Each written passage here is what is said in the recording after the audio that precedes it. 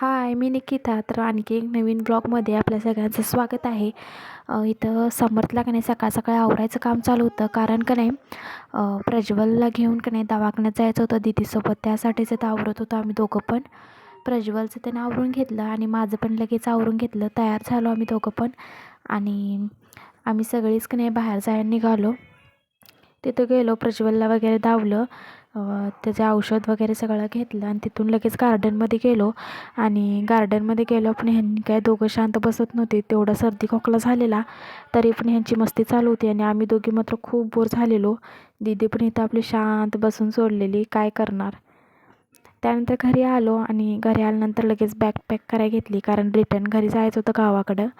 आणि आम्हाला का नाही दीदी घालवाई येणार होती, त्यासाठीच का नाही आम्ही बसनं जाणार होतो. दीदीनं पण आवरलेलं सगळं आणि बसनं जायला निघालो, पण काय बस लवकर येत नव्हती. त्या बसची वाट बघत आम्ही तिथं स्टँडवरच बसलेलो. बस आली आणि काय गर्दी नव्हती, त्यामुळं निवांत गेलो आणि आमचं पण निवांत काम होतं. घरी आलो, जेवण वगैरे केलं आणि जेवून ते निवांत झोपलं, कारण कंटाळा खूप आलेला. आणि इथंच व्हिडिओ एंड केला. तर आजचा व्हिडिओ कसा वाटला कमेंट करून नक्की सांगा आणि चॅनलला सबस्क्राईब करायला विसरू नका. चला तर मग बाय.